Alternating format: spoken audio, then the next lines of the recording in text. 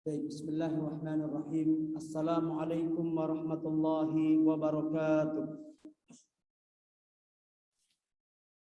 Alhamdulillahilladzi ja'ala Ramadhana syahra siyam wa syahral qiyam wa anzala fihi al-Qur'an hudan lin-nasi wa bayyinatin minal huda wal furqan.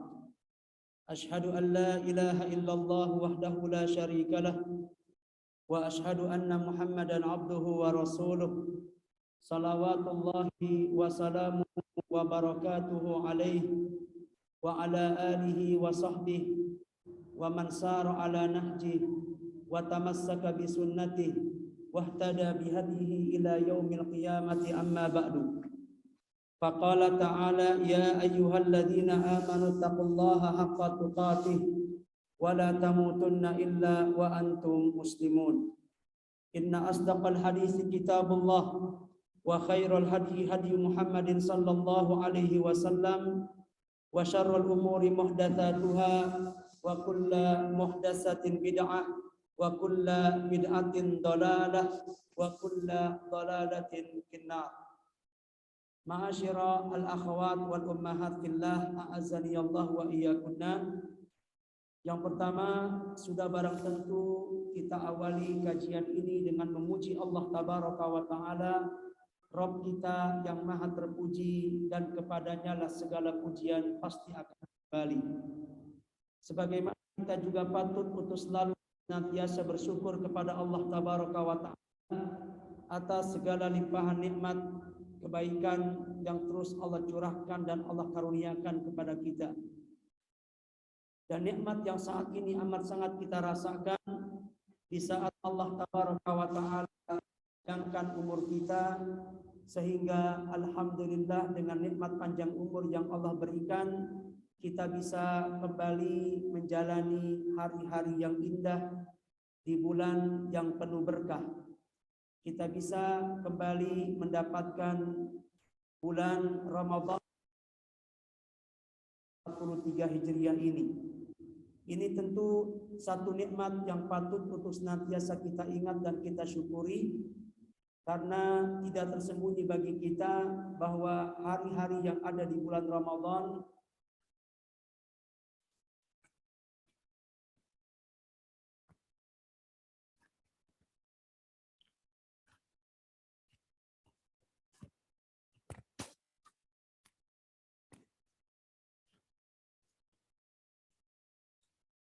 ya, ini sudah barang tentu satu nikmat yang harus senantiasa kita syukuri, karena tidak tersembunyi bagi kita bahwa hari-hari yang ada di bulan Ramadan ini merupakan satu hari yang amat sangat baik.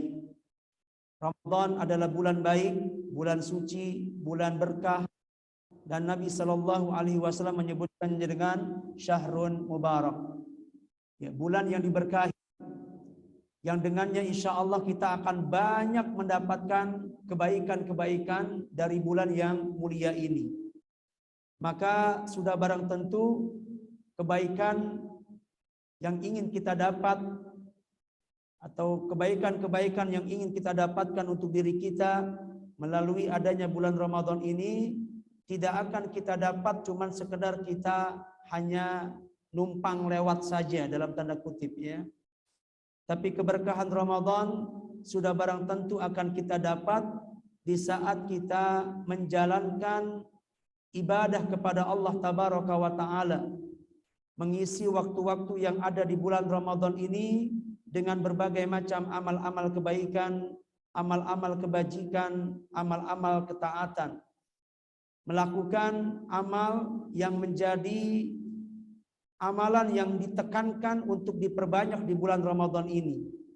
Yang sudah barang tentu yang pertama adalah dengan cara kita mempuasakan di siang harinya. Karena hanya di bulan Ramadan inilah kita bisa beribadah kepada Allah dengan puasa yang diwajibkan, dengan puasa wajib. Kalau di luar bulan Ramadan kita bisa puasa, tapi puasanya adalah puasa sunnah. Sementara di Ramadan ini kita beribadah kepada Allah dengan puasa yang wajib. Karena Allah tidak pernah mewajibkan puasa kepada kita di bulan apapun. Dan kewajiban puasa itu hanya ada di bulan Ramadan. Dan kita bersyukur kepada Allah Tabaraka wa Ta'ala atas adanya kewajiban puasa ini.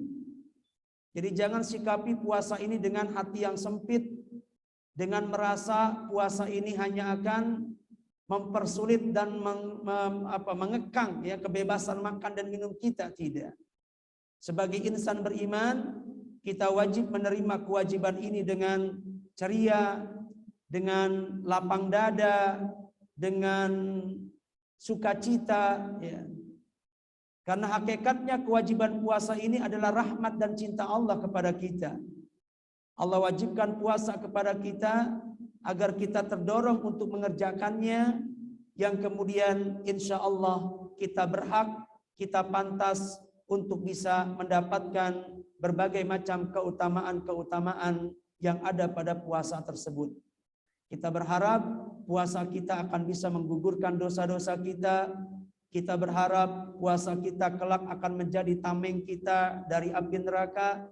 Kita berharap semoga puasa kita kelak akan memberikan pembelaan untuk kita, memberi syafaat buat kita di hari kiamat kelak, dan begitu seterusnya. Dan untuk para akhwat, para ummahat wabil khusus, dan juga para istri, adanya puasa ini merupakan kesempatan antunna. Untuk apa? Untuk melengkapi 4 amal yang dengannya Allah menjanjikan surga buat para wanita. Dalam sebuah hadis sahih, Nabi Shallallahu Alaihi Wasallam bersabda, "Idza sallatil mar'atu khamsaha, wa shamat syahraha, wa ata'at ba'laha, wa hafizat farjaha, dakhalatil jannata min ayyi babin sya'at." Perhatikan hadis yang mulia ini. Ya. Nabi mengatakan apabila seorang wanita telah sholat 5 waktunya, ini yang pertama. Apabila ada seorang wanita, dia sholat 5 waktunya. Yang kedua, puasa di bulan Ramadannya. Yang ketiga, taat pada suaminya. Yang keempat, menjaga kehormatan dirinya. Apa kebaikan yang akan Allah siapkan buat mereka? Nabi mengatakan dakhalatil jannah. Wanita yang seperti ini pasti masuk surga. Hadis itu konteksnya datang dalam bentuk fi'il maudhi, litahqiq, untuk memastikan. Jadi apabila ada wanita memiliki 4 karakter ini, maka pasti masuk surga. Dan masuk surganya bukan dengan cara biasa, tapi dengan cara yang luar biasa, sangat istimewa. Nabi mengatakan min ayyi babin sya'at. Dia pasti masuk surga dari pintu mana saja yang dia suka. Subhanallah. Kemuliaan yang ada dalam agama kita bagi seorang wanita, apabila dia mampu mengumpulkan 4 amalan ini, dia masuk surga dari pintu mana saja yang dia suka. Ya, salat 5 waktu, puasa Ramadan, taat pada suami, dan menjaga kehormatan diri. Nah, 3 amalan ini sudah kerap kali ibu lakukan di luar Ramadan. Salat 5 waktu itu udah ibu lakukan. Salat 5 waktu itu ada di luar Ramadan dan sudah sering dilakukan oleh para istri di sini. Karena salat 5 waktu ada pada setiap saat, ada pada setiap bulan, ada pada setiap hari. Tidak hanya di Ramadan, di luar Ramadan, wanita, istri bisa melakukan salat 5 waktu. Taat pada suami juga bisa dilakukan sepanjang masa. Bisa dilakukan di sepanjang waktu. Dia bisa melakukannya di Syawal, Dzulqa'dah, Dzulhijjah, Muharram, Safar, dan begitu seterusnya. Menjaga kehormatan diri juga sudah sering ibu lakukan. Karena ini sifatnya dilakukan kapan saja. Nggak mengenal waktu dan tempat. Ya. Tapi puasa Ramadan itu cuma ada di sini. 3 amalan ini sudah ibu lakukan. Puasa, salat 5 waktu, taat suami, menjaga kehormatan diri, sudah ibu lakukan di luar Ramadan. Tinggal melengkapi. Jangan sia-siakan. Ya, kesempatan Ramadan untuk melengkapi 4 amal yang apabila 4 amal ini dilakukan oleh seorang wanita, maka dia pasti masuk surga dari pintu mana saja yang dia suka. Itulah keberkahan Ramadan. Baru didapat dengan cara kita mempuasakannya di siang hari. Kemudian kita gunakan malam harinya untuk sholat tarawih. Ya.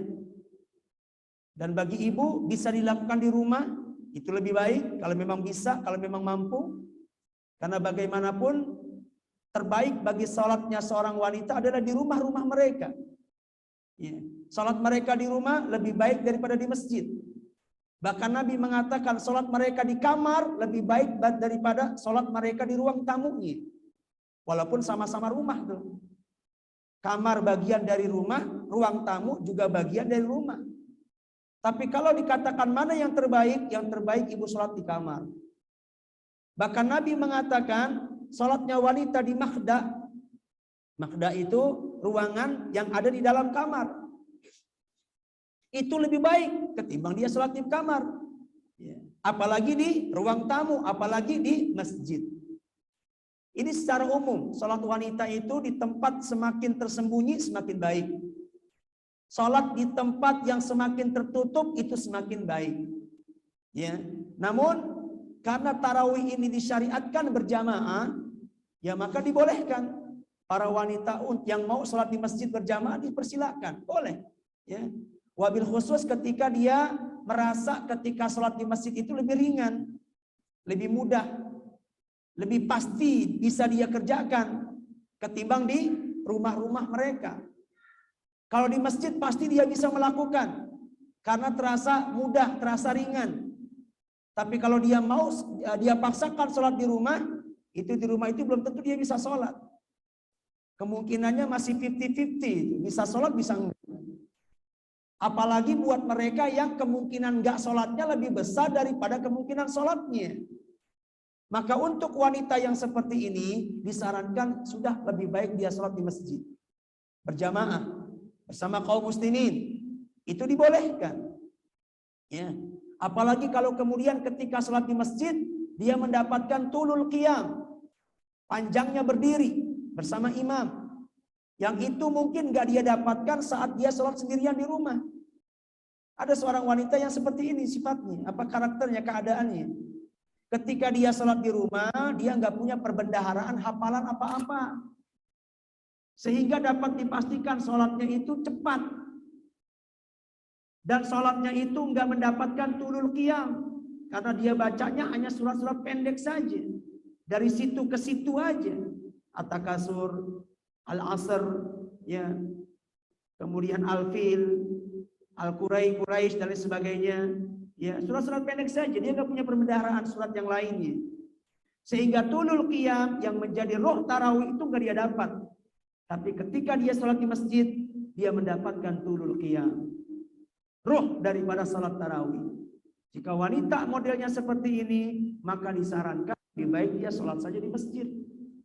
Ya, lebih baik dia sholat di masjid bersama kaum muslimin. Ya, tapi ibu tetap izin sama suami. Kalau anak gadis izin sama bapak. Ya. Dan dalam kondisi seperti ini, para suami, para bapak seharusnya nggak boleh mencegah, nggak boleh melarang istri mereka, nggak boleh melarang anak gadis mereka untuk datang ke masjid. Nabi mengatakan la tamna'u ima Allahi masajidallah. Janganlah kalian cegah hamba-hamba Allah dari kalangan wanita untuk datang ke masjid-masjid Allah. Larangan ini buat siapa? Buat para suami.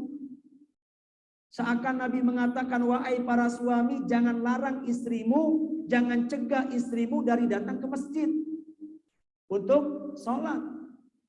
Wahai para bapak, jangan cegah anak gadismu untuk berangkat ke masjid.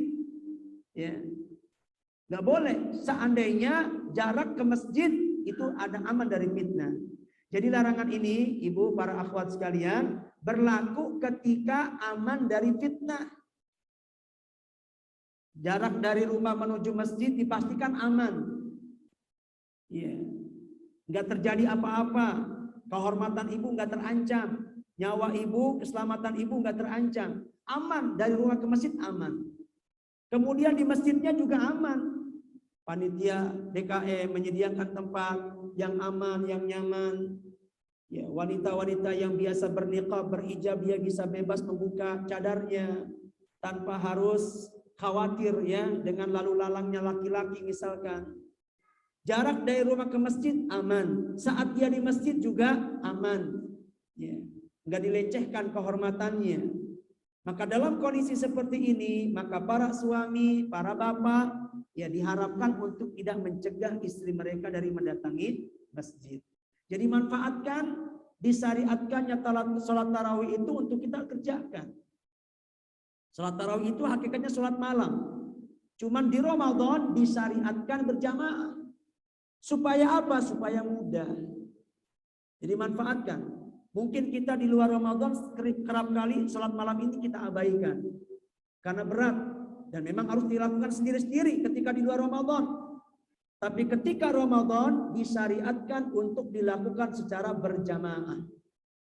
Tentu saja keharusan berjamaah ini untuk laki-laki. Adapun perempuan kembali kepada hukum asal. Jika memang dia mampu sholat sendirian di rumah, itu lebih baik. Di rumah juga dia bisa mendapatkan tulul qiyam, kemudian dia pasti bisa sholat, ya maka di rumah. Apa-apa itu lebih baik. Tapi ketika di rumah justru membuat dia kemungkinan nggak sholat, atau ketika di rumah dia akan tidak mendapatkan tulul qiyam, maka wanita yang seperti ini kondisinya lebih baik dikerjakan di masjid saja. Jadi hidupi ya, siangnya untuk puasa, malamnya untuk tarawih. Kemudian juga perbanyak baca Al-Qur'an Ibu di hari-hari itu. Kalau Ramadan adalah bulan diturunkannya Quran. Kita di luar Ramadan sudah baca Al-Qur'an, sering baca Quran. Maka di hari-hari Ramadan harus ditingkatkan intensitasnya, diperbanyak lagi. Kalau di luar Ramadan mungkin sehari cuma 1 halaman, di Ramadan ini sehari harus 1 juz. Ya, pastikan 1 hari 1 juz sehingga 30 hari minimal kita sudah bisa mengkhatamkan Al-Qur'an. Harus di planning, harus direncanakan. Ya, jangan memperturutkan kesibukan. Kalau yang namanya sibuk, setiap orang sibuk. Apalagi kaum ibu di Ramadan ini sibuknya luar biasa. Harus menyiapkan sahur, menyiapkan berbuka, ya. Ya, belum lagi tugas sebagai suami, sebagai ibu dan lain sebagainya. Kesibukan banyak. Tapi apa iya dari 24 jam yang Allah berikan pada kita dalam sehari semalam, nggak ada 1 atau 2 jam yang kita fokuskan untuk membaca Quran. Walaupun nggak secara langsung 2 jam berturut-turut, ya enggak juga. Artinya ada 2 jam atau berapa jam yang kita slotkan untuk baca Quran. Mungkin dibagi setengah jam di pagi misalkan, setengah jam berikutnya di waktu apa, 1 jam berikutnya di waktu apa, sehingga diharapkan 1 juz sudah kita bisa baca dalam sehari. Itu harus di planning seperti itu. Ya, pastikan, usahakan untuk kita bisa menghatamkan Kitabullahi Azza wa Jalla, karena ini hari-hari yang amat sangat ditekankan membaca Al-Qur'an. Wabil khusus membacanya itu di penghujung malam dengan mengambil jatah tidur kita. Ya makanya buat ibu-ibu yang mungkin sholatnya di masjid di awal malam, jangan mentang-mentang sudah sholat tarawih di awal malam, kemudian bangunnya pada saat sahur saja. Ada bangun langsung masak saja, mempersiapkan sahur. Kalau bisa jangan seperti itu. Ya, ibu mulai bergerak, masak jam berapa? 3:30 misalkan. Karena mungkin nanti santap sahurnya jam 4. 3:30 itu sudah saatnya ya. Ya, memasak, ngangetin atau bikin lauk-lauk sederhana, tumis dan lain sebagainya. Ya usahakan sebelum jam 3:30 itu sudah bangun. Jam 3 misalkan. Sehingga ada slot waktu setengah jam bisa dia manfaatkan lagi untuk membaca Al-Qur'an. Baca Quran sebelum masak. Baca Quran dengan mengorbankan waktu tidur. Itu sangat luar biasa. Ya. Karena di saat nanti Quran memberikan hujjah kepada kita, memberikan syafaat kepada kita, apa kata Quran? Wahai Rabbku, dulu waktu di dunia aku cegah orang ini dari tidur. Aku cegah orang ini dari tidur. Waktu yang seharusnya dia gunakan untuk tidur, nggak dia pakai buat tidur. Justru dia pakai untuk membacaku, kata Quran. Maka pada hari ini ya Allah, izinkan aku untuk bisa memberikan bantuan, pembelaan, syafaat kepada dia. Menunjukkan apa? Menunjukkan bahwa membaca Al-Quran boleh dibaca kapan saja, tapi yang terbaik kita membacanya dengan mengambil jatah waktu tidur kita. Jam 3 itu masih waktu tidur seharusnya, tapi nggak mau kita pakai untuk tidur. Nggak mau kita gunakan untuk tidur. Kita lebih memilih menggunakan waktu itu untuk membaca Kitabullahi Azza wa Jalla. Ya, seperti itu. Harus ya diperbanyak bacaan Quran. Saat ibu dalam keadaan haid juga tetap jangan lupa baca Quran. Karena boleh wanita haid itu membaca Al-Quran asalkan tidak menyentuh mushaf secara langsung. Dia bisa membacanya lewat hafalan, dia bisa membaca Quran lewat media-media yang lain ya, lewat handphone yang di sana ada aplikasi Al-Quran itu boleh disentuh. Ya, atau kalau mushaf boleh juga disentuh dengan adanya penghalang. Jadi jangan jadikan masa haid itu libur dari segalanya. Libur dari melakukan aktivitas yang bernilai ibadah. Haid dijadikan masa libur baca Quran, libur zikir, libur doa. Ya, jangan. Tetap baca Quran, tetap zikir, tetap doa. Karena itu sesuatu yang dibolehkan untuk dilakukan oleh seorang wanita yang dalam keadaan haid. Ya. Seperti itu. Kemudian hari-hari ini di bulan Ramadan ya, bisa juga dimanfaatkan ya untuk melakukan amal-amal yang juga amat ditekankan untuk dilakukan. Ya misalkan melakukan infak dan sedekah. Ini juga saat-saat yang tepat. Ya, sedekah mungkin sebagaimana Quran kita sudah lakukan di luar Ramadan. Di dalam Ramadan ditingkatkan intensitasnya. Sedekah juga sama. Di luar Ramadan kita udah sedekah. Di hari-hari Ramadan harus lebih intens lagi. Ya. Ditingkatkan lagi intensitasnya, ditingkatkan lagi kualitasnya dan kuantitasnya. Karena begitulah petunjuk Nabi. Sebagaimana dikatakan oleh Abdullah ibn Abbas radhiyallahu anhu. Kana Nabi sallallahu alaihi wasallam ajwadan nas. Manusia yang paling dermawan. Wa kana ajwadu ma yakunu fi Ramadan. Dan ketika Ramadan kedermawanan Nabi semakin menjadi-jadi. Semakin dermawan. Itu petunjuk Nabi kita.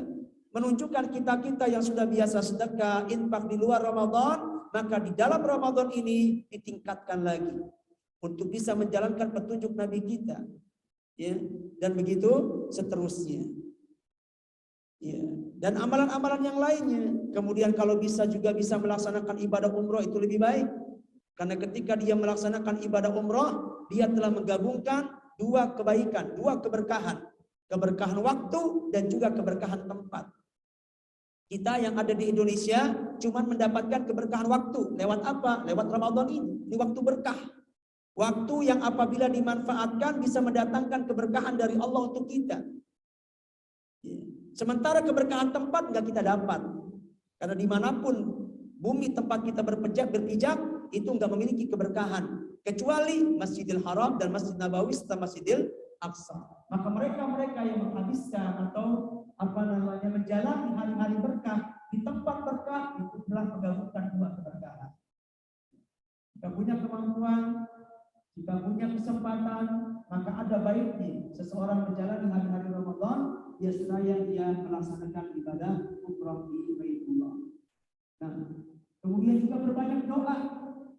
Karena orang yang puasa itu doanya mustajab. Wabil khusus ketika dia membaca doa itu pada saat menjelang berbuka. Nabi mengatakan inna lisa'imi da'watan la turaddu illa fitri. Orang yang berpuasa punya saat untuk berdoa yang apabila doanya itu dia mintakan maka nggak akan tertolak, dan itu terjadi menjelang berbuka. Jadi manfaatkan 2-3 menit ya sebelum berbuka puasa ya kita manfaatkan waktu untuk berdoa kepada Allah Subhanahu wa taala. Dan kita kondisikan rumah yang ada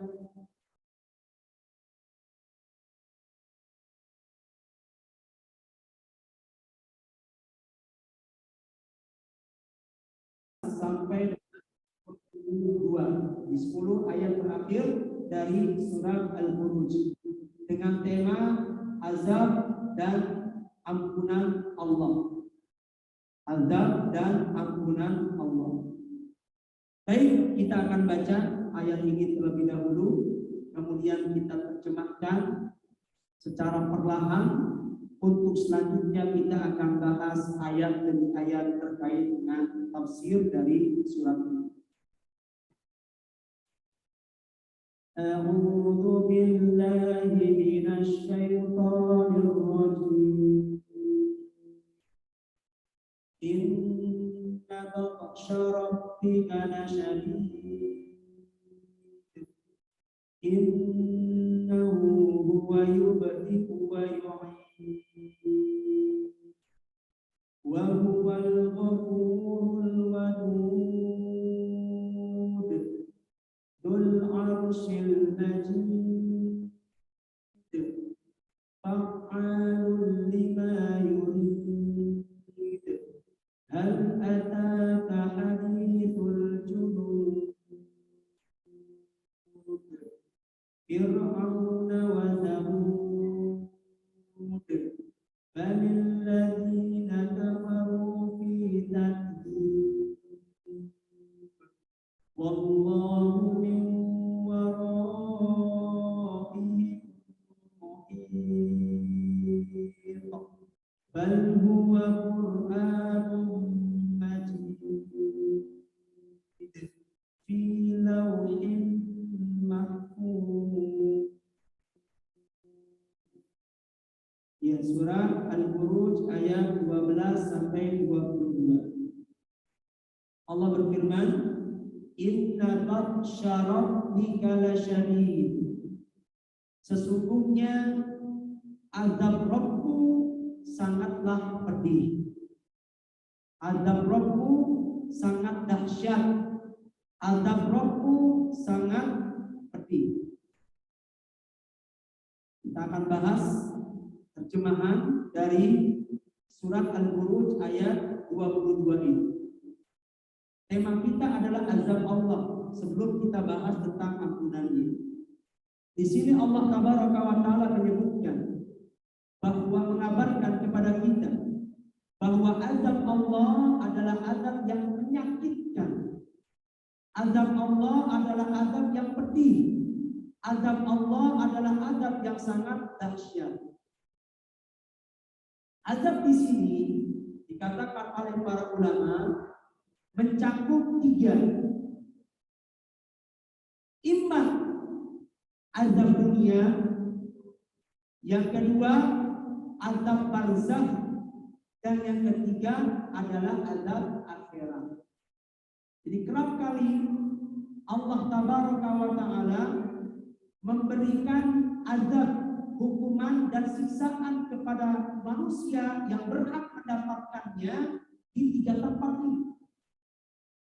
Imma Allah turunkan azab dan siksa bagi manusia itu di dunia, atau kemungkinan yang kedua bisa saja azab Allah itu Allah berikan saat manusia menanti datangnya kiamat di alam barzakh. Dan orang yang berada di kubur ada kalanya mereka mendapatkan azab di sana. Dan yang ketiga adalah azab di akhirat. Dan azab di akhirat ini ada 2 macam. Bisa saja azab itu Allah berikan sebelum orang itu masuk neraka, dan puncaknya azab itu akan Allah berikan saat manusia berada di dalam neraka. Jadi bertubi-tubi itu azab itu. Bisa Allah berikan di dunia. Kalau tidak, bukan berarti dia aman. Bisa saja azab itu Allah tangguhkan untuk Allah berikan nanti di barzakh. Ya. Kemudian ada kalanya azab itu Allah berikan di akhirat. Azab akhirat ini bisa saja Allah berikan sebelum dia masuk ke dalam neraka. Jadi ternyata sebelum orang masuk ke dalam neraka itu ada sebagian mereka yang sudah Allah berikan padanya hukuman. Dan puncaknya azab itu akan Allah berikan, dan itu sudah menjadi azab yang sempurna, balasan sempurna, hukuman sempurna yang Allah berikan kepada orang yang memang berhak mendapatkannya. Jadi nggak harus yang namanya azab itu di akhirat. Kadang azab itu di dunia. Semua adab Allah ini baik dunia, barzah dan adab di akhirat semuanya menyakitkan, semuanya menghinakan, semuanya dahsyat. Adab dunia pernah Allah tumpahkan kepada sebagian orang. Dan Allah ceritakan itu di dalam kitabullah Azza wa Jalla. Betapa dulu pada masa sebelum kita ada orang-orang yang Allah siksa, yang Allah hukum, yang Allah berikan padanya hukuman dengan hukuman yang amat sangat dahsyat. Ada sebagian mereka yang Allah hukum dengan cara disambar dengan petir, halilintar yang menyambar. Ada di antara mereka yang Allah hukum dengan cara Allah hujani dengan batu. Subhanallah. Ada di antara mereka yang Allah azab, yang Allah hukum dengan apa? Dengan tertimbun, ya, gedung-gedung. Ada di antara mereka yang Allah hukum dengan cara apa? Allah tenggelamkan ke perut bumi. Ada di antara mereka yang Allah hukum, Allah azab, Allah siksa dengan cara ditenggelamkan di lautan.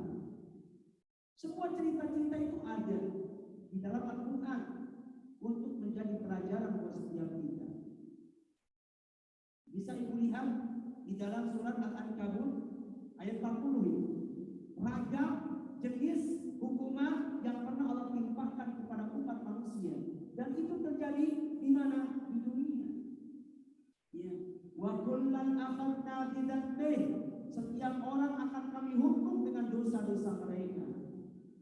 Nah, minhum man arsalna alaihi hasiba. Ada di antara mereka yang kami turunkan, ya, yang kami berikan padanya hujan batu. Wa minhum man akhadat usai'ah. Ada di antara mereka yang kami hukum dengan disambar oleh petir halilintar, sebagaimana yang terjadi pada kaum Tsamud. Ya. Wa minhum man khasafna bihil ardh. Ada juga di antara mereka yang kami tenggelamkan ke perut bumi, sebagaimana yang Allah pernah timpakan kepada siapa? Kepada Qarun. Ada juga di antara mereka yang kami hukum dengan apa? Dengan kami tenggelamkan. Wa minhum man aghraqna. Dan semua itu terjadi disebabkan apa? Disebabkan dosa-dosa mereka. Jadi dosa yang menyebabkan Allah hukum mereka. Makanya di awal Allah katakan wa kullan akhadna bidzanbih. Kami hukum setiap orang itu dengan dosa mereka. Dosa yang menjadi sebab Allah Tabaraka wa Ta'ala menimpakan hukuman yang begitu mengenaskan kepada mereka. Dan dosa yang paling menonjol adalah apa? Dosa ingkar terhadap ajaran Nabi-Nya. Itu yang membuat Allah menurunkan azabnya kepada mereka. Walaupun ada dosa-dosa lain. Ada di antara mereka yang Allah hukum disebabkan karena kedustaan mereka kepada Nabi-Nya. Seperti apa yang pernah Allah timpakan kepada Fir'aun. Seperti apa yang Allah timpakan kepada kaum Nabi Nuh. Allah tenggelamkan mereka disebabkan kufur mereka, ingkar mereka kepada ajakan Nabi-Nya. Ada juga di antara mereka yang dosanya itu melegalkan cinta sejenis. Seperti apa yang pernah dialami oleh kaum Nabi Lut. Ya, Allah timpakan padanya hujan batu. Disebabkan apa? Perbuatan mereka yang melegalkan cinta sejenis. Alhamdulillah. Ada juga di antara mereka yang dosanya adalah kesombongan. Seperti yang Allah timpakan kepada kaum Nabi Tsamud. Allah berikan kepada mereka keahlian apa? Membuat bangunan. Ya, kebanyakan mereka itu arsitek gitu. Sehingga mereka merasa lebih, merasa bangga, petantang petenteng, jalan ke muka bumi dengan penuh kesombongan, sehingga mereka mengatakan siapakah yang lebih hebat daripada kami. Sampai kemudian Allah Tabaraka wa Ta'ala hinakan mereka. Ada sebagian mereka yang dimusnahkan oleh Allah dengan disambar petir. Ada juga yang Allah musnahkan dengan Allah timpakan lewat Tuhan. Ya, kesombongan yang membuat mereka ditimpakan adab yang begitu mengenaskan oleh Allah Tabaraka wa Ta'ala dan begitu dilakukan oleh sebagian orang. Ya maka sebelum Allah Tabaraka wa Ta'ala menimpakan itu kepada dia, hendaknya dia beristighfar kepada Allah, bertaubat kepada Allah, agar Allah Tabaraka wa Ta'ala menahan azab darinya. Seperti nanti akan kita bahas. Jadi ketika kita bicara tentang azab Allah, maka di sini Allah katakan la syadid. La-nya di situ adalah lam taukid. Azab Allah itu kalau sudah turun pasti dahsyat. Pasti menyakitkan, ya, seperti itu. Itu azab dunia, azab alam barzakh juga sama. Ada juga azab itu yang Allah timpakan di mana? Di alam barzakh, di alam kubur. Jadi jangan kita sangka mereka-mereka yang telah meninggal dunia, yang mereka cuma tidur-tiduran saja sampai menanti datangnya hari kiamat. Ada sebagian mereka yang mendapatkan nikmat, ada juga sebagian mereka yang mendapatkan azab. Dan azab di alam kubur pun dahsyat, menyakitkan, pedih. Bahkan Nabi menceritakan nanti di antara bentuk azab kubur yang diterima oleh para penghuni kubur saat ini, ya, jika memang mereka layak dan pantas menerimanya, ada sebagian mereka diazab di dalam kuburnya dengan cara ditelentangkan. Kemudian di atasnya ada malaikat yang datang dengan membawa batu besar, yang kemudian batu itu ditimpakan ke bagian kepalanya. Ditimpakan kepalanya sampai kepalanya hancur berantakan, dan saking kerasnya lemparan itu sampai batu itu menggelinding menjauh dari kepala orang tadi. Disamperin lagi bersama malaikat, diambil lagi batunya, dihampiri lagi orang yang terlentang tadi, dan didapatkan kepalanya kembali utuh seperti sedia kala. Kemudian ditimpakan lagi, hancur lagi, gelinding lagi, ambil lagi, utuh lagi, timpa lagi, dan begitu seterusnya. Sampai kapan? Sampai nanti menjelang datangnya sampai datangnya hari kiamat. Atau sampai ada orang-orang yang hidup memintakan ampun untuk kesalahan orang ini, sampai Allah maafkan baru Allah hentikan. Dan itulah yang diinginkan oleh para penghuni kubur. Mereka menanti doa-doa dari orang yang hidup. Barangkali ada di antara mereka yang saat ini sedang diazab, disiksa oleh Allah terus menerus, sampai kemudian Allah hentikan ketika Allah memaafkan dengan sebab doa dari orang yang hidup. Itu efeknya sangat luar biasa sekali, ya. Maka pentingnya kita untuk senantiasa menengadahkan kedua tangan kita, memohon ampun kepada Allah atas dosa yang dilakukan oleh orang-orang yang kita cintai yang telah meninggal dunia, wabil khusus orang tua kita. Karena kita khawatir ada dosa-dosa yang kita tidak tahu apa yang pernah dilakukan, yang ternyata itu dosa menyebabkan dia berhak mendapatkan azab kubur, disiksa oleh Allah Tabaraka wa Ta'ala. Kalau kita tidak minta untuk dihentikan, tidak minta pengampunan kepada Allah untuk orang tua kita, maka sama artinya kita menjadikan mereka untuk terus mendapatkan azab dari Allah sampai dengan datangnya hari kiamat yang kita. Dahsyat, ya. Jadi itu bagian, ya. Ada lagi mereka yang harus berenang di sungai darah, ada lagi mereka yang harus berenang juga, ya, di sungai, kemudian dia berupaya menepi, ya. Setelah ditepi kemudian dilemparkan dengan kerikil dan lain sebagainya, dan begitu seterusnya. Banyak alwan, macam-macam jenis, aneka azab kubur itu banyak, bukan cuma satu jenis saja, semuanya menyakitkan. Kemudian azab Allah juga ada sebelum di akhirat. Azab Allah ada di akhirat. Seperti tadi saya sampaikan, ada di antara mereka azabnya itu sebelum masuk neraka, ada juga puncaknya dia mendapatkan azab di api neraka. Jadi ada kalanya orang-orang itu sudah Allah hinakan, sudah Allah berikan hukuman sebelum dia mendapatkan hukuman yang berat di neraka kelak. Ada sebagian orang yang sudah Allah hukum dengan cara menyakitkan seperti itu. Ketika dibangkitkan dari alam kubur, ya, ada di antara mereka yang Allah hinakan dengan tidak ada sekerat sekeratur wajah, ya, tidak ada sekeratur daging di wajahnya. Disebabkan apa? Disebabkan karena dulu dia suka meminta-minta kepada manusia. Membangkitkan dengan cara Allah hinakan di wajahnya, tidak ada sekerat wajah, tidak ada sekerat daging. Ada juga sebagian orang ketika dibangkitkan, ya dalam keadaan miring sebelah, engklek jalannya. Ya. Itu disebabkan karena dia adalah seorang laki-laki yang melakukan poligami, namun ternyata tidak mampu berlaku adil antara dua istrinya. Ada juga di antara mereka yang berjalan dengan cara terbalik, bisa biarkan berjalan dengan cara terbalik, dalam artian mereka berjalan lewat wajah-wajah mereka.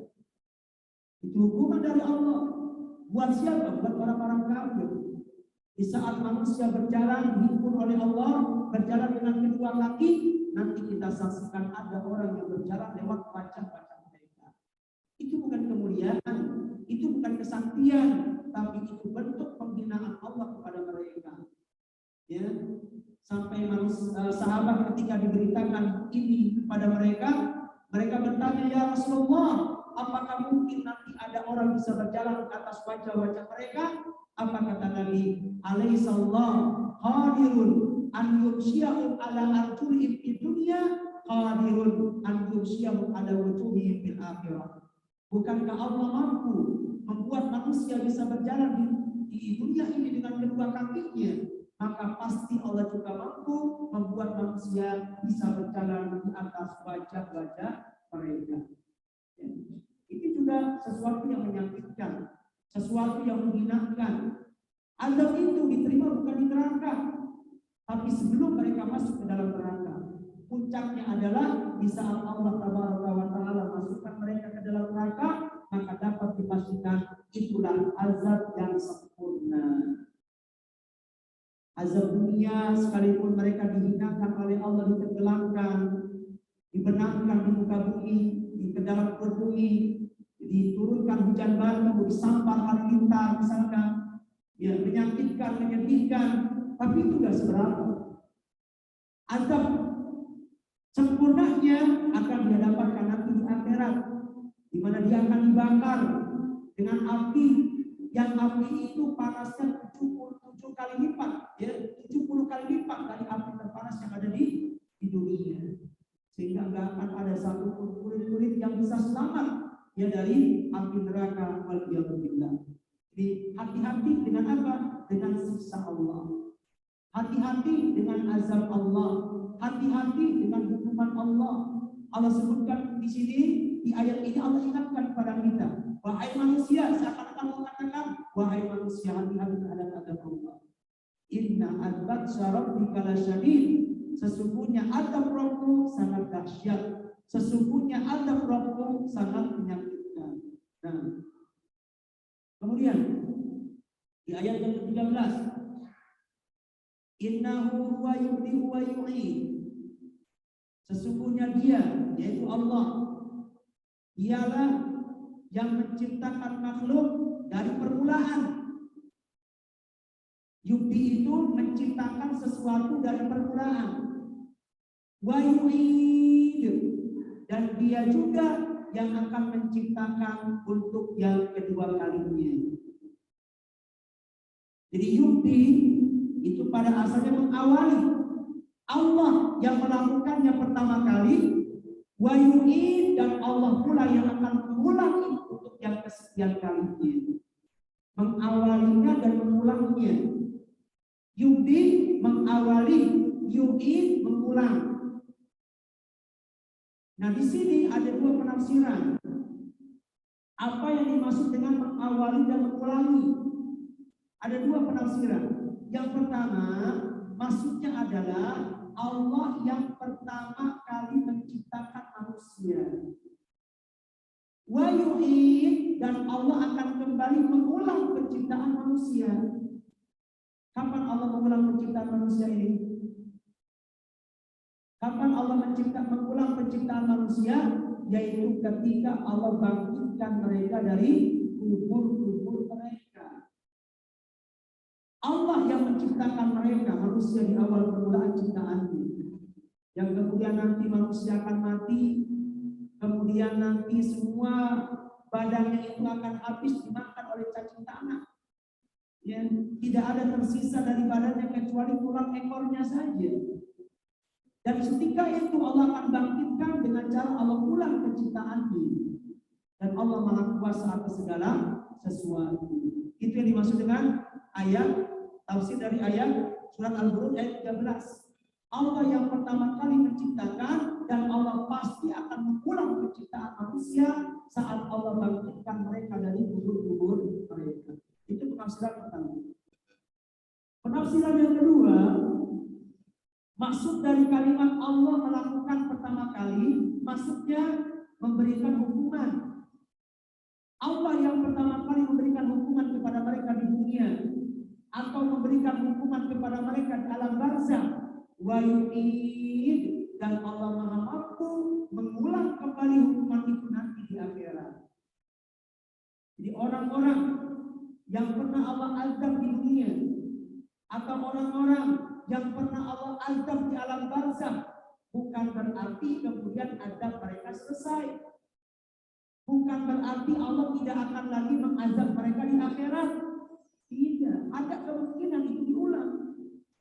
Allah Maha mampu mengazab manusia pertama di dunia ini atau di alam barzakh, dan Allah juga mampu untuk mengulang azabnya saat mereka hidup di alam akhirat.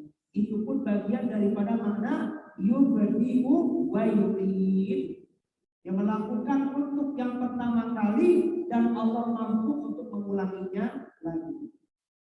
Saya ulang penafsirannya, menciptakan pertama kali dan mengulang penciptaan ketika Allah bangkitkan manusia dari kubur-kubur mereka. Penafsiran yang kedua, maksudnya Allah bisa menghukum mereka pertama kali di dunia atau di alam barzakh, dan Allah mampu untuk mengulang hukuman itu saat mereka menghadapi kehidupan di alam akhirat. Kemudian, wa huwal ghafurul wadud. Ghafur itu artinya pengampun. Ya. Dan Allah adalah Maha Pengampun. Ya, ampun di sini, pengampunan di sini artinya adalah as-satr. Ya. Allah tutup. Allah tutup dosa-dosa kita. Satrul dzambi wal afwi. Jadi Allah Maha Pengampun maksudnya adalah satrul dzambi wal afwi. Allah menutup dosa, kemudian Allah memaafkannya. Sehingga orang ini tidak mendapatkan hukuman terhadap dosa-dosa yang dia lakukan. Itulah pentingnya dari apa? Dari meminta ampunan. Allah itu Maha Pengampun. Ghafur itu nama Allah. Dan Allah itu adalah Ghafur. Kenapa Allah punya nama Ghafur? Karena Allah punya sifat maghfirah, Maha Pengampun. Bahkan ampunan Allah ini lebih luas daripada azabnya. Dan ini yang patut kita syukuri, bahwa Allah tabaraka wa ta'ala, Rabb kita adalah yang Maha Pengampun. Ampunan Allah itu lebih mendahului daripada siksanya. Kita nggak bisa bayangkan kalau seandainya Allah tabaraka wa ta'ala lebih mendahulukan azabnya daripada ampunnya. Allah lebih mengedepankan dendamnya daripada maafnya. Jika seperti ini perilaku Allah tabaraka wa ta'ala kepada kita, maka dapat dipastikan kita semua pasti akan binasa. Karena pada hakikatnya kita semua adalah para pendosa. Siapa di antara kita yang tidak berdosa? Siapa di antara kita yang dalam satu hari tidak melakukan dosa? Setiap kita melakukannya. Bahkan Allah pencipta kita mengatakan, ya ibadi innakum tukhti'una bil-laili wan-nahar.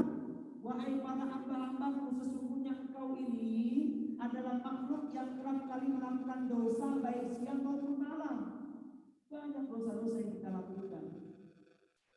Entah lewat indera kita, lewat pandangan mata kita, pendengaran telinga kita, atau lewat dosa yang dilakukan oleh hati kita, lewat hasadnya, lewat riaknya, lewat dengkinya, lewat ujubnya.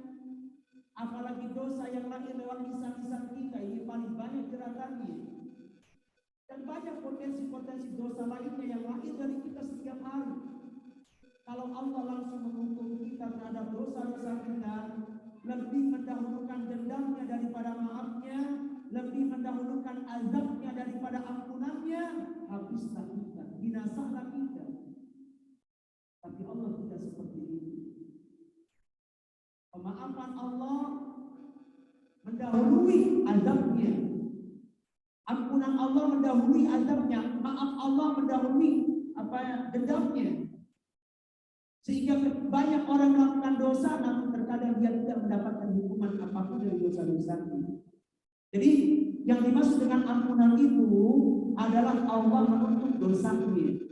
Allah maafkan sehingga dia tidak mendapatkan hukuman dari dosa-dosa yang dia lakukan, baik di dunia ataupun di akhirat. Karena nanti dengan rahmat dan kasih sayangnya Allah akan mudah memaafkan bagi orang-orang yang Allah kehendaki. Sudah pernah kita bahas hadis ketika Nabi SAW menyebutkan bahwa nanti Allah akan menyendiri bersama hamba-Nya yang mukmin di hari kiamat. Kemudian Allah tampakkan pada hamba tersebut dosa-dosa yang pernah dia lakukan. Wahai fulan, bukankah dulu engkau telah melakukan dosa ini dan dosa itu?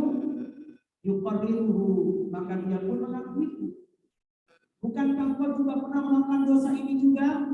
Yuqarriruhu, dia pasti akan mengiyakannya. Terus disebut dosa-dosa yang begitu banyak, sampai kemudian si hamba ini merasa bahwa dia pasti akan binasa, merasa dosa dia banyak. Allah tahu segalanya, gak lagi ada yang tersembunyi dari dosa-dosa itu.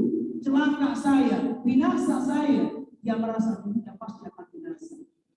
Maka pada saat itulah Allah mengatakan, "Fatsabatuha alaihi wa dunya wa anna abdu halakal yaum." Wahai hambaku, dulu waktu di dunia aku tutup dosa aib ini, dan sekarang aku ampuni semua dosa pada hari ini. Luar biasa. Itu efek dari apa? Efek dari ampunan Allah, efek dari luasnya ampunan Allah. Sehingga ada orang yang datang menghadap Allah dengan berlumuran dosa, tapi tidak Allah hukum. Allah mudahkan dalam pemaafan. Allah begitu mudah mengampuninya. Allah begitu mudah memaafkannya. Itulah ampunan Allah Tabaraka wa Ta'ala. Karena Allah bisa saja menutup dosa seorang hamba. Karena apa? Allah Ghafur. Allah Maha Pengampun. Jadi ketika ada seorang hamba diampuni oleh Allah, maka Allah tutup aibnya. Ya. Allah tutup aibnya di dunia. Padahal sesungguhnya dia punya banyak aib. Jadi kalau kita merasa bahwa kita dimuliakan sama orang, kita disukai banyak orang, ya orang suka sama kita, orang hormat sama kita, orang memuliakan kita, itu bukan berarti karena kehebatan yang ada pada kita. Bukan karena kita mampu ini, kita bisa itu, bukan karena kehebatan kita. Ketika ada orang memuliakan kita, menghormati kita, kagum sama kita, bukan karena kehebatan kita, karena Allah menutup dosa-dosa dan aib kita. Kalau seandainya satu aib saja Allah buka dari diri kita, mungkin tidak ada satupun orang yang sulit sama kita. Kalau ternyata dosa yang kita lakukan ini memiliki bau, maka niscaya tidak akan ada satupun orang yang sulit dekat sama kita, bicara sama kita, apalagi sampai mengampuni kita, tidak akan. Kalau seandainya dosa yang kita lakukan itu berbau, ya. Sehingga ada seorang ulama salaf mengatakan, "Laukana dzambu, laukana lidzambi rihun, ma taqarraba ilayya ahadun." Kalau seandainya dosa itu memiliki aroma bau, niscaya tidak ada satu orang yang sulit dekat sama aku. Kemudian seorang Alim lagi mengatakan, lau alimu qabiha sarirati la abas salama alayya man yalqani. Saya ulang, lau alimu qabiha sarirati la abas salama alayya man yalqani. Seandainya mereka mengetahui keburukan yang aku lakukan di saat aku seorang diri, niscaya mereka akan menolak. Niscaya akan menolak siapapun orang yang berjumpa denganku. Artinya, niscaya orang itu akan tidak mau memberikan salam. Siapapun tidak akan sulit memberikan salam kepadaku. Seandainya mereka tahu keburukan yang aku lakukan di saat aku seorang diri di ruangan tertutup, niscaya tidak ada seorang pun yang sulit memberikan salam kepadaku. Jadi kita dihormati orang, kita dimuliakan orang, kita dikagumi orang, sekali lagi bukan karena kehebatan kita, bukan karena kelebihan kita, tapi itu semata-mata disebabkan karena Allah Tabaraka wa Ta'ala tutup aib kita, tutup dosa kita. Yang seandainya Allah buka dosa kita, niscaya tidak akan ada satupun orang yang sudi dekat sama kita. Niscaya tidak akan ada satupun orang yang sudi memberi salam sama kita. Itulah rahmat ampunan Allah Tabaraka wa Ta'ala. Dan sekali lagi, ampunan ini yang harus senantiasa kita gapai. Kita harus menggapai ampunan Allah. Supaya apa? Supaya Allah tutup aib kita, supaya Allah tidak hukum kita atas dosa-dosa kita, supaya Allah maafkan kita. Ya. Dan ini terjadi kapan? Di saat kita minta. Allah itu Maha Pengampun, tapi ampunan Allah akan Allah berikan kepada siapa? Kepada orang yang minta ampun. Maka perlunya kita untuk senantiasa minta ampun kepada Allah. Ampunan Allah itu baru Allah berikan bagi orang yang memintanya. Su'alullahi azza wa jalla maghfiratahu wa afwah.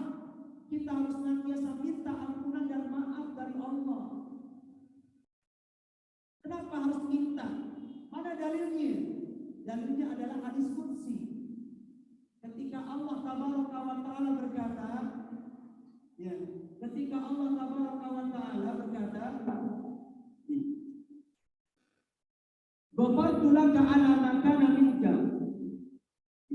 Ya ibadi, wahai hamba-hambaku, lau innaka da'awtani wa rajautani, ghafartu laka ala ma kana minka wa la ubali. Wahai hamba-hambaku, seandainya engkau minta ampunan kepadaku dan berharap mendapatkan ampunan dariku, da'awtani wa rajautani, kata Allah, seandainya engkau berharap ampunan kepadaku, meminta ampun kepadaku, ghafartu laka, niscaya aku akan mengampunimu, wala ubali, dan aku tidak peduli sebanyak apapun dosa-dosa yang kau miliki. Subhanallah. Allah katakan di sini apa? Allah akan berikan ampunan kepada wahai hambaku, kapan? Da'autani wa rajautani. Jika engkau minta ampun kepadaku dan jika engkau berharap ampunan kepadaku. Menunjukkan ampunan Allah perlu kita gapai dengan cara apa? Berharap dan meminta. Bagaimana mintanya? Baca istighfar. Karena istighfar itu astagfirullah, itu artinya minta ampun kepada Allah. Ketika kita minta ampun, sesungguhnya makna ampunan di situ artinya apa? Ya Allah, tutup aibku, tutup dosaku, maafkan aku, jangan kau hukumku terhadap dosa-dosa yang aku lakukan. Tuh kita 3 hal. Ketika kita minta ampun, sahabat dekatnya kita minta 3 hal. Yang pertama, minta pemaafan. Yang kedua, minta supaya ditutup dosa kita, tidak Allah bongkar di khalayak ramai. Karena Allah Maha mampu untuk membongkar aib kita, membongkar dosa kita. Dan yang ketiga, yang kita minta Allah tidak menghukum kita atas dosa-dosa yang pernah kita lakukan. 3 permintaan itu terangkum dengan 1 kalimat. Apa itu? Minta ampun. Bagaimana caranya? Dengan kalimat-kalimat yang sudah kita pahami. Sudah kita tahu dengan membaca istighfar, astagfirullah wa atubu ilaih, dan kalimat-kalimat yang semisal dengan itu yang akan mengkanter kita untuk tidak mendapatkan azab Allah yang dahsyat tadi. Di awal Allah sampaikan kepada kita, ingat wahai manusia, ingat wahai hambaku, dosa azabku amat pedih. Ya, tapi aku itu pengampun. Ingat, Allah itu pengampun. Supaya ampunan Allah ini kita dapat, perlu kita minta. Bagaimana caranya? Istighfar. Dan lebih penting lagi, lebih baik lagi, perhatikan, jika kita minta ampun kepada Allah dengan permintaan yang pernah diajarkan oleh Nabi kepada Abu Bakar Siddiq radhiyallahu anhu. Ya, dengan membaca doa yang pernah diajarkan oleh Nabi kepada Abu Bakar Siddiq radhiyallahu anhu. Apa doanya? Rabbana zalamna anfusana dzulman katsira wa la yaghfiru dzunuba illa anta faghfirli maghfiratan min indik warhamni innaka antal ghafurur rahim. Itu yang bisa kita baca, ya. Dan maknanya pun sangat mendalam sebenarnya, ya. Bentuk pengakuan, ya. Wahai Rabbku, sesungguhnya aku ini telah berbuat zalim kepada diriku. Allahumma inni zalamtu nafsi. Ya Allah, sesungguhnya aku telah berbuat zalim pada diriku. Zulman katsira, dengan kezaliman yang banyak. Dosa kita banyak. La yaghfiru dzunuba illa anta. Tidak ada yang bisa mengampuni dosa kecuali Engkau, ya Allah. Faghfirli maghfiratan min indik. Berilah ampunan kepadaku dari ampunan di sisimu. Warhamni, sayangi aku. Ya, innaka antal ghafurur rahim. Sesungguhnya Engkau Maha Pengampun lagi Maha Penyayang. Itu doa terbaik. Minta ampun terbaik dengan membaca kalimat itu. Karena doa itu diajarkan langsung oleh Nabi Shallallahu Alaihi Wasallam kepada sahabat yang mulia Abu Bakar Siddiq radhiyallahu anhu. Nah, ya, kita kembali ke ayat ini. Wa huwal ghafur, Allah Maha Pengampun. Wadud, wadud itu Maha mencintai. Mencintai dan dicintai. Ya, mencintai dan dicintai. Ini sebagai bantahan apa? Sebagai bantahan kepada orang yang meyakini bahwa ketika ada orang berdosa, kemudian dia minta ampun kepada Allah, kemudian orang ini tidak dicintai oleh Allah karena dia pernah melakukan dosa. Tidak seperti itu pemahamannya. Artinya Allah tetap akan cinta kepada orang yang dosa, kemudian dia bertobat dan minta ampun kepada Allah. Allah tetap akan memberikan cintanya kepada orang-orang yang seperti ini. Karena pada hakikatnya Allah suka melihat hamba-hamba yang ketika dia melakukan dosa, dia kembali kepada Allah, bertaubat dan minta ampun kepada Allah. Allah sangat senang melihat perilaku hamba yang seperti ini. Allah sangat suka, Allah sangat senang. Bahkan cinta Allah, kesenangan Allah, bahagia Allah lebih besar daripada bahagianya seseorang yang ketika dia melakukan perjalanan di padang pasir. Di padang pasir yang gersang, yang tandus, dia membawa bekal makanan dan minuman. Kemudian dia terjatuh, kemudian semua bekal makanan dan minumannya dibawa kabur sama otaknya. Sehingga tinggallah dia seorang diri di tempat yang begitu panas, ya, sehingga dia merasa bakal mati di sana karena kelaparan, bakal mati di sana karena kehausan. Dia tidak bisa berbuat apa-apa. Semua makanan dan minumannya sudah dibawa kabur sama kendaraannya. Sampai ketika dia berada dalam kondisi yang berputus asa, tiba-tiba ontak dengan segala bawaannya itu hadir lagi di hadapannya. Maka dapat dipastikan orang ini berada pada puncak kebahagiaan. Di saat dia sudah berputus asa, menanti kematian, pasti akan mati di tempat itu karena kelaparan dan kehausan. tiba-tiba perbekalannya datang lagi di hadapannya.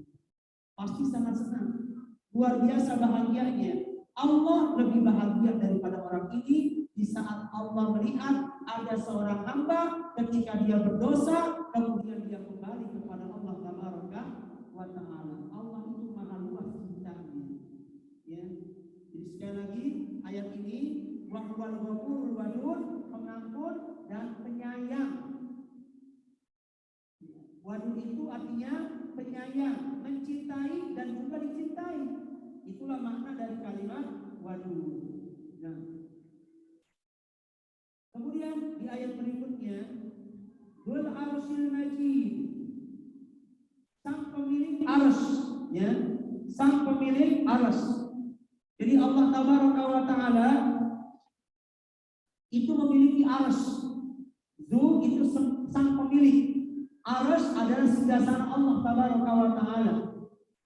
Bahwa di antara keyakinan Ahlussunnah wal Jamaah meyakini bahwa Allah itu memiliki arsy. Ya. Bukan kalimat arsy ini bukan artinya adalah menguasai, tidak.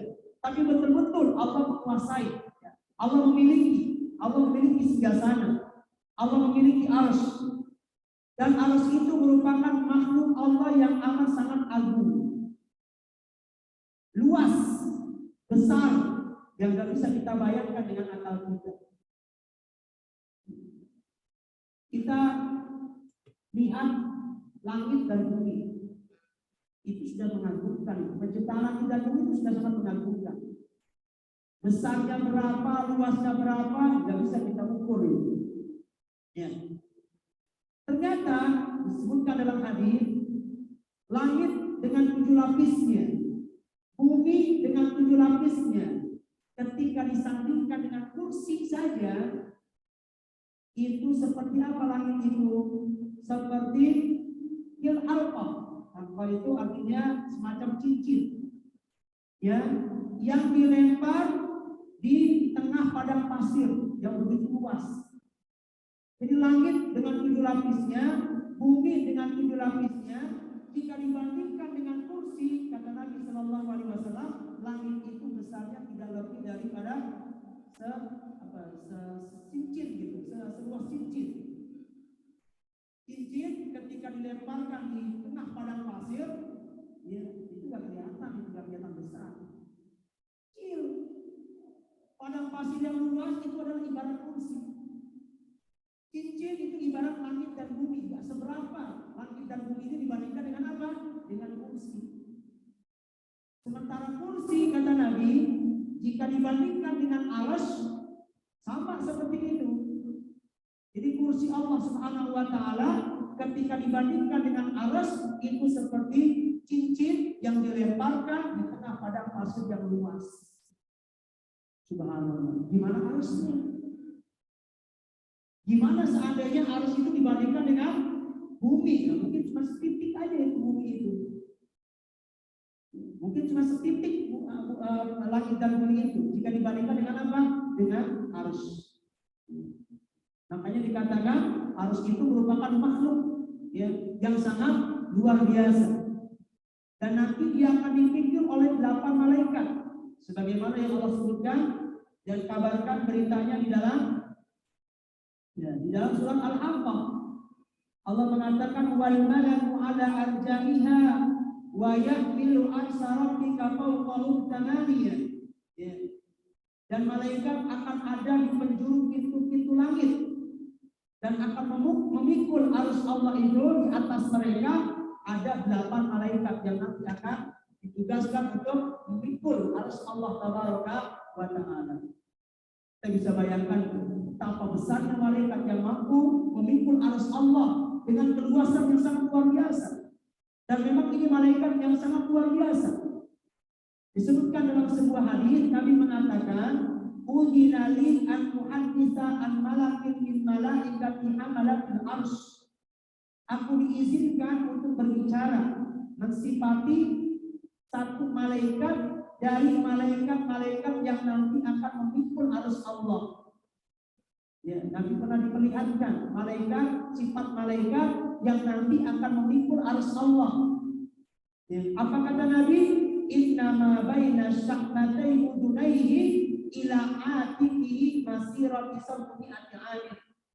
Sesungguhnya jarak antara daun telinga dengan pundak, ya, itu sejauh perjalanan 700 tahun. Bisa bayangkan jarak antara daun telinga nih sampai ke pundak, ya, itu sama seperti perjalanan 700 tahun perjalanan. Bagaimana jarak antara kepala dengan kaki? Baru jarak antara telinga dengan pundak. Jarak telinga kita dengan pundak kita mungkin cuma seluas. Boleh kita sifati yang mulia itu adalah Allahnya, boleh juga yang kita sifati Al-Majid itu adalah sifat milik arusnya. Dua-duanya boleh kita baca Al-Majid atau Al-Majid. Nah, kemudian di ayat berikutnya Allah Tabaraka wa Ta'ala berfirman, ini pendek saja sekedar mengabarkan apa yang diberitakan oleh Allah Tabaraka wa Ta'ala. Dzul Arsyil Majid, fa'alun lima yurid. Allah Maha mampu melakukan apa yang Allah kehendaki. Allah Maha mampu melakukan apa yang Allah inginkan. Inilah bedanya antara Allah manusia inginkan sesuatu tapi tak mampu dia kerjakan. Ya.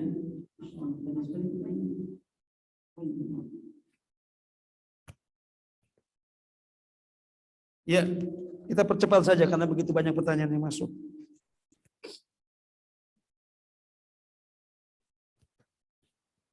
Ya. Allah Maha mampu melakukan apa yang Allah kehendaki. Tidak seperti kebanyakan manusia. Manusia itu kadang mampu melakukan apa yang dia inginkan, tapi tidak sedikit pula ada di antara mereka yang keinginan mereka cuma sekedar keinginan, tapi nggak mampu untuk dia lakukan. Hatta dia raja, hatta dia presiden, ya, kadang dia nggak mampu melakukan apa yang dia inginkan, karena mungkin apa yang dia inginkan ditentang oleh menterinya, ditentang oleh pembantunya, ditentang oleh rakyatnya, sehingga hasrat hati ingin melakukan sesuatu, tapi apa daya dia nggak bisa melakukannya. Tapi Allah, apa yang Allah inginkan pasti Allah kerjakan, pasti Allah mampu.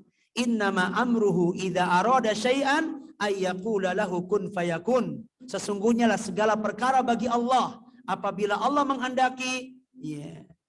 Tidak, apabila Allah menghendaki, maka Allah tinggal mengatakan kun, jadilah, fayakun, maka apa yang Allah kehendaki itu pasti terjadi.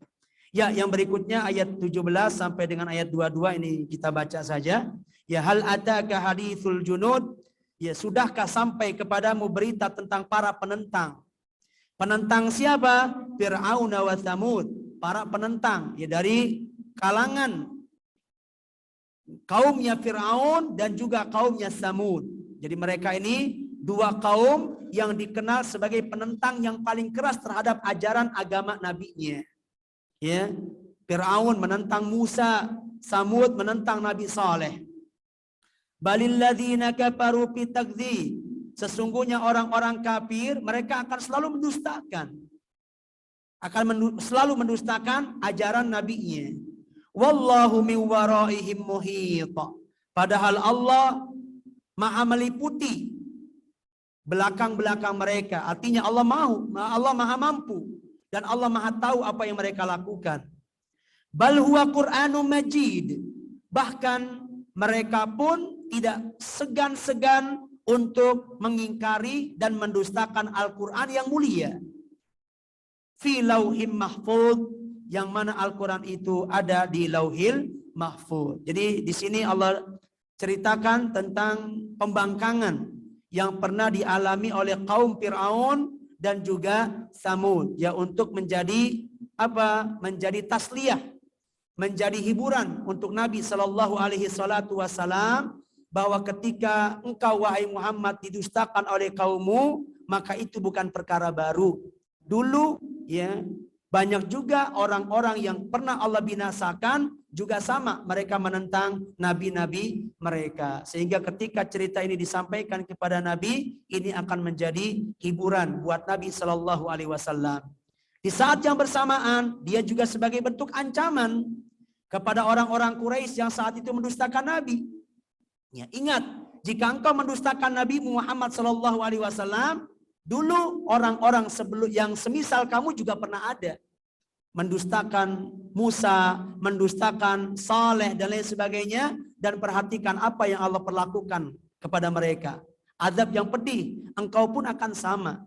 Jika melakukan pembangkangan yang sama, penolakan yang sama, pendustaan yang sama terhadap ajaran nabimu, maka Allah tidak segan-segan untuk menimpakan azab kepadamu sebagaimana Allah pernah menimpakan azab itu untuk orang-orang sebelummu. Yaitu kira-kira inti ya pelajaran hikmah dari Allah Tabaraka wa Ta'ala menyebutkan cerita tentang kaum Fir'aun dan juga Samud di penghujung surat Al-Buruj ini.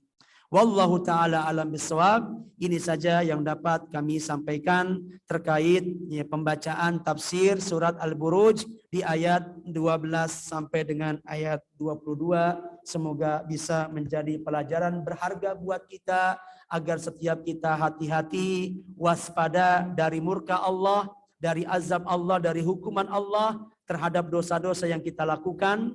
Dan ketika kita sadar bahwa kita ini adalah para pendosa, dan agar Allah tidak menghukum kita atas dosa-dosa kita, agar Allah menutup aib kita, agar Allah memberikan maafnya untuk kita, hendaknya kita sekalian menggapai ampunan Allah Tabaraka wa Ta'ala dengan cara kita meminta maafnya, meminta ampunannya. Karena Allah Rabb kita Ghafurun, Dia Maha Pengampun, Wadudun, Maha mencintai hamba-hamba yang senantiasa istighfar dan memohon ampun kepadanya. Wallahu ta'ala alam. Ya, berikutnya ada beberapa pertanyaan yang masuk, kita akan baca secara singkat saja.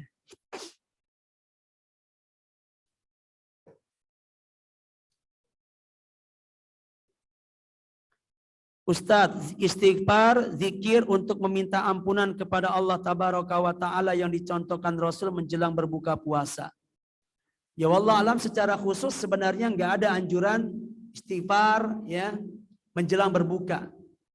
Yang dianjurkan secara khusus itu istighfar itu dilakukan malah sahur. Ya, Allah memuji orang-orang yang istighfar di waktu sahur. Di surat Az-Zariyat ayat 16 ya, di ayat 16-17 ya.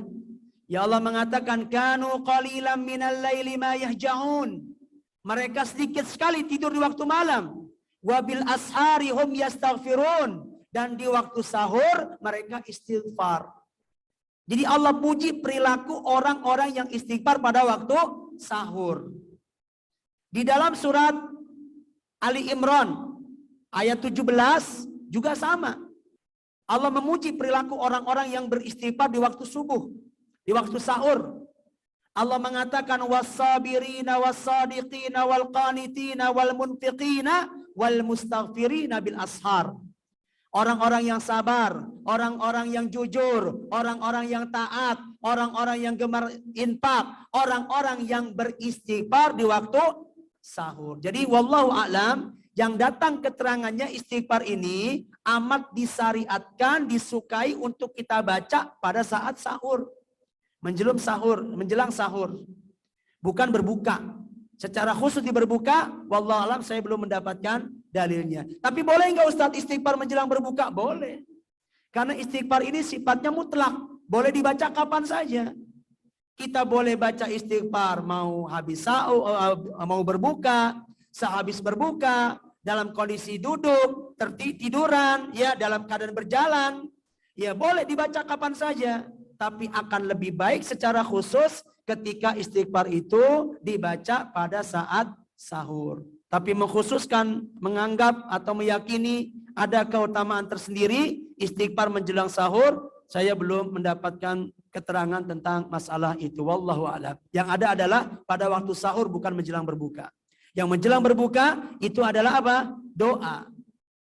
Dan kalau sudah doa, betul ya dianjurkan kita untuk istighfar, mengakui kesalahan diri. Kalau maksudnya di situ benar ya. Intinya adalah doa. Tapi kan ketika kita doa, kalau bisa kan nggak to the point kalau doa itu. Sebaiknya doa itu diiringi, diawali dengan apa? Dengan memuji Allah, dengan bersalawat kepada Rasulullah. Kemudian dengan mengakui apa? Kesalahan diri, merendahkan diri. Di antaranya dengan istighfar. Jika kaitannya seperti ini maka dibolehkan. Ya, tapi dengan mutlak istighfar tanpa kita tujuan untuk berdoa, dengan meyakini itu adalah waktu yang tepat, memiliki keutamaan sebelum berbuka, tidak didapatkan dalilnya. Wallahu a'lam.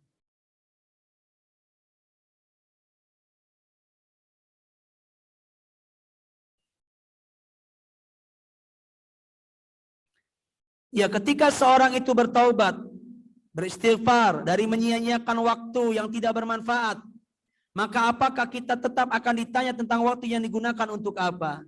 Ya, seperti yang sudah disampaikan pada pertemuan-pertemuan sebelumnya, bahwa di antara fungsi dari taubat dan istighfar itu dia menutup. Sehingga sesuatu yang sudah ditutup, ya itu tidak akan, ya tidak lagi dimintakan pertanggungjawaban oleh Allah. Tidak lagi membuat seorang hamba itu dihukum oleh Allah terhadap dosa-dosanya. Itu efek dari apa? Dari ketika kita meminta ampunan terhadap dosa dan kesalahan yang kita lakukan. Seperti tadi saya sampaikan, manfaatnya banyak istighfar itu. Ya, dengan kita istighfar, kita telah minta aib kita ditutup. Nggak usah diungkit.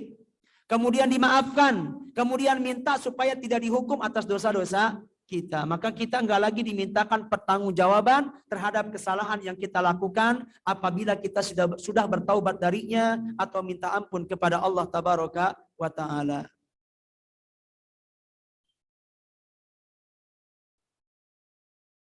Ya, apakah wanita haid yang akan membaca Al-Quran disyariatkan untuk berwudu terlebih dahulu? Iya, disarankan untuk berwudu. Ya, walaupun tidak mengangkat hadas besarnya, tapi minimal dia meringankan.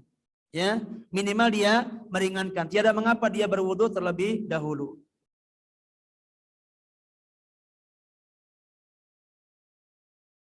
Bolehkah membaca Quran dengan memegang mushaf dalam sholat agar mendapati sholat yang panjang dalam qiyam? Secara hukum asal itu boleh kita sholat dengan memegang mushaf. Ya, kalaupun kita memilih pilihan seperti ini, maka hendaknya sudah kita persiapkan segala sesuatunya itu sebelum kita memulai sholat. Ya, misalkan kita sediakan standing apa gitu kan, Quran besar yang ada di hadapan kita. Supaya apa? Supaya ketika kita membuka mushaf tidak membutuhkan gerakan yang banyak. Berbeda ketika kita melihat dengan cara memegang mushaf dengan kita cara kantongi di dalam saku kita. Ini akan membutuhkan gerakan yang banyak. Ya, satu, kita memasukkan tangan ke saku. Kedua, kita mengeluarkan. Ketiga, membuka. Ya, kemudian buka juga kan belum tentu langsung ketemu tuh. Kebat-kebet dulu mana yang mau kita baca. Ya, berapa gerakan yang sudah ada. Kemudian setelah kita selesai baca, tutup. Kemudian masukin lagi ke saku, keluarkan tangan lagi. Itu terlalu banyak gerakan-gerakan yang tidak sebenarnya bisa kita siasati untuk tidak seperti itu. Walaupun secara hukum fikih gerakan-gerakan itu dibolehkan, tidak membatalkan karena gerakan untuk sesuatu yang dibutuhkan. Tapi kalau kita bisa meminimalisir, gimana caranya melihat Quran tapi nggak banyak gerakan? Carilah cara-caranya. Ya misalkan tadi itu membuat standing di hadapan kita, sekaligus buat sutra mungkin, ya. Nanti tinggal ya kita buka dengan sekali gerakan, ya itu kita bisa. Ketimbang ya kita masukkan, kita buka, kita keluarkan lagi, kita masukkan lagi dan lain setelahnya. Tapi secara hukum asal sholat dengan cara membuka mushaf itu dibolehkan. Wallahu a'lam.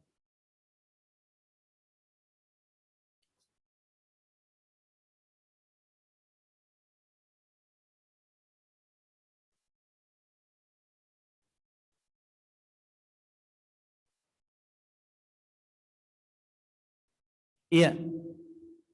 Batas akhir sholat isya itu sampai pukul berapa? Seperti pertengahan malam.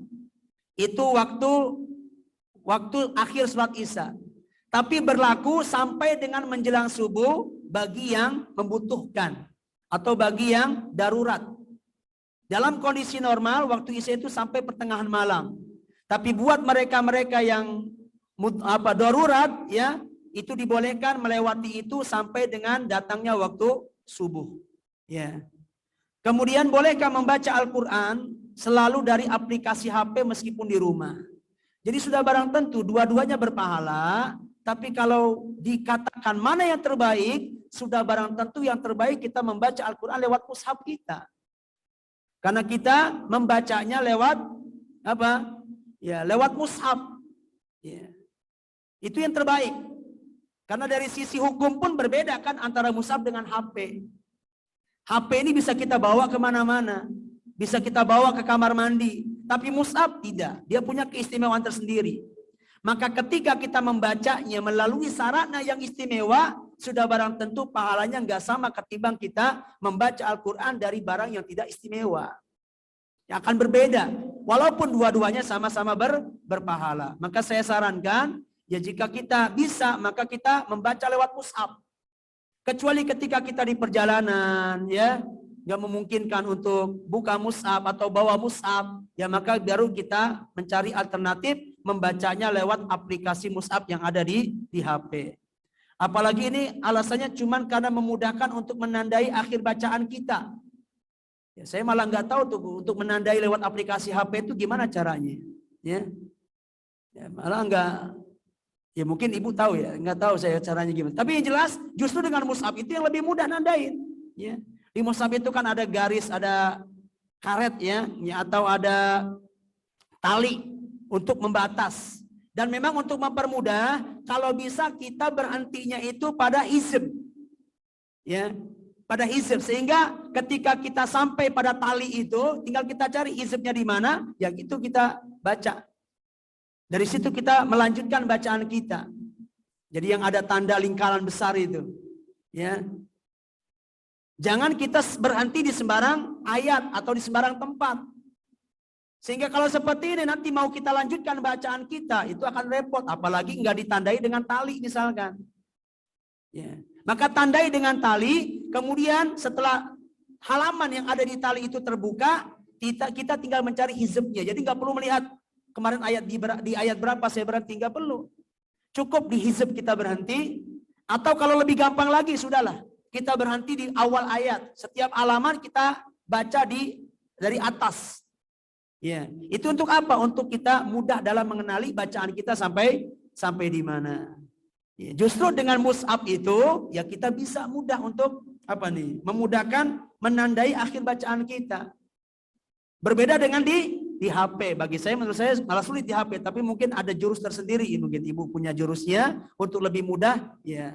Tapi sekalipun itu lebih mudah, misalkan lewat HP, tetap yang terbaik adalah kita membacanya lewat mushaf. Karena melalui media terbaik, membaca ayat-ayat Allah terbaik, melalui media terbaik, maka sudah barang tentu pahalanya akan semakin besar. Nah, ketimbang kita membacanya lewat aplikasi HP.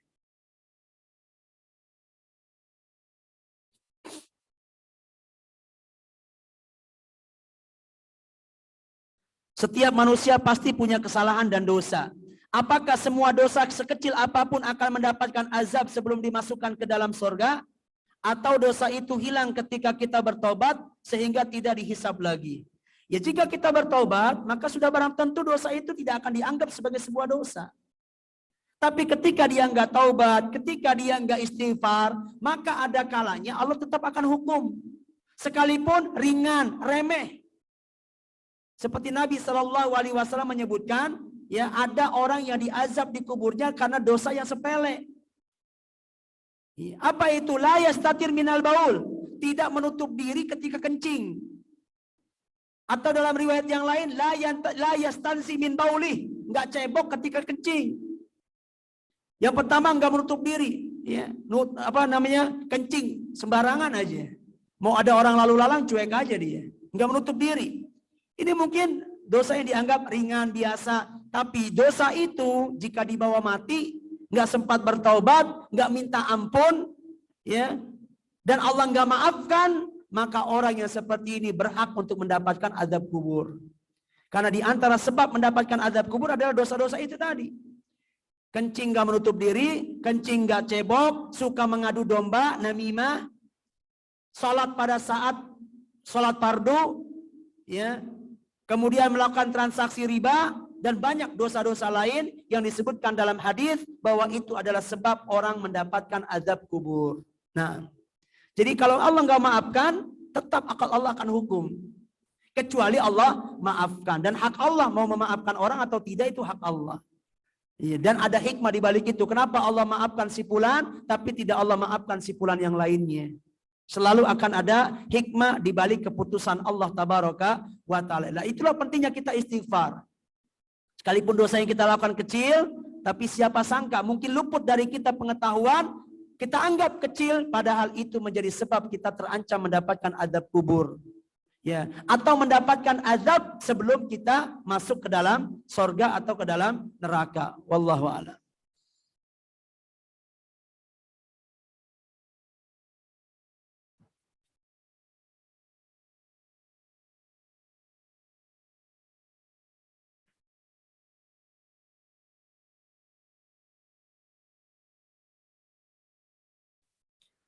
Boleh tidak jika uang yang akan disedekahkan dipakai untuk membayar fidyah? Jadi kalau bayar fidyah ini sifatnya wajib, maka sudah barang tentu harus malah uang itu harus digunakan untuk membayar fidyah. Karena sedekah itu sifatnya sunnah, nggak mungkin yang sunnah bisa mengalahkan yang wajib. Ya tinggal fidyahnya ini, ya kalau memang fidyah ini adalah wajib untuk membayar puasa orang yang tidak sempat berpuasa, dan itu jelas hukumnya wajib sebagai pengganti dari puasa dia, maka hendaknya harta yang dia miliki dia gunakan untuk membayar fidyah, karena itu lebih wajib daripada sedekah. Ya, seperti itu.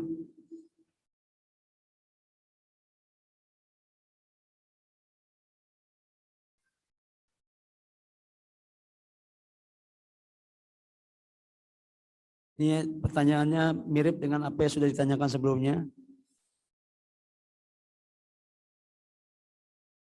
Ya, ini juga mirip, dosa-dosa yang dilakukan kemudian dia taubat di dunia masih akan mendapatkan azab di alam barzah atau akhirat.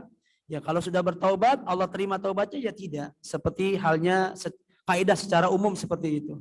Berlaku untuk semua dosa, hatta dosa kesyirikan, ya, hatta dosa syirik. Kalau sempat dia taubati, ya Allah terima taubatnya, maka dia tidak dianggap sebagai orang musyrik.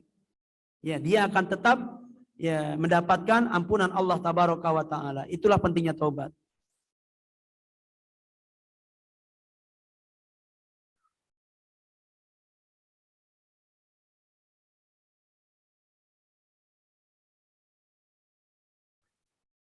Bagaimana sikap seorang istri saat ia tidak mentaati suaminya karena perilaku suami yang tidak taat kepada Allah, meninggalkan banyak kewajiban sebagai suami, bahkan menyepelekan dan merendahkan aturan dan perintah Allah, sehingga rasa terhadap suami hilang dan enggan mentaati suami.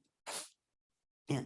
Jadi pelanggaran suami terhadap Allah itu urusan suami. Ya. Sementara urusan kita adalah bagaimana kita taat pada suami kita. Seandainya suami kita, taruhlah dia adalah orang yang ahli maksiat, kemudian dia memerintahkan kita dengan satu perintah yang tidak bertentangan dalam ajaran agama, maka tetap kita taat sama suami kita. Masalah kemaksiatan dia itu bukan hak, artinya urusan dia dengan Allah. Walaupun kita tetap sebagai seorang istri punya andil, bagaimana caranya supaya suami tidak berlarut-larut dalam kemaksiatannya. Dengan kapasitas kita sebagai seorang istri, ya apa yang bisa kita lakukan? Ya, beritahu dengan cara baik-baik, ya, dengan cara merayu, misalkan dengan cara apa supaya suami itu berubah perilakunya. Berdoa kepada Allah supaya Allah memberikan kebaikan buat suaminya. Itu yang bisa dilakukan oleh istri. Ya. Dan insya Allah dia nggak akan menanggung kemaksiatan yang dilakukan oleh suaminya. Tapi tetap kewajiban dia terhadap suami juga harus dijalankan. Suami yang ahli maksiat ini memerintahkan istrinya dengan satu perintah yang tidak bertentangan dengan ajaran agamanya. minta diambilkan makan misalkan, minta disiapkan ini misalkan, tidak bertentangan, maka tetap istri wajib taat sama suami. Yang mudah-mudahan taatnya istri kepada suami bisa menjadi pintu celah bagi suami untuk mendapatkan hidayah. Apalagi ketika sang istri merasa dia melakukan satu kebaikan, itu kesempatan dia. Untuk apa? Untuk bicara sama suaminya. Dari hati ke hati, memberikan nasihat. Semoga dengan itu perilaku suaminya akan berubah. Jadi jangan jadikan alasan maksiat suami itu membuat kita maksiat sama suami kita.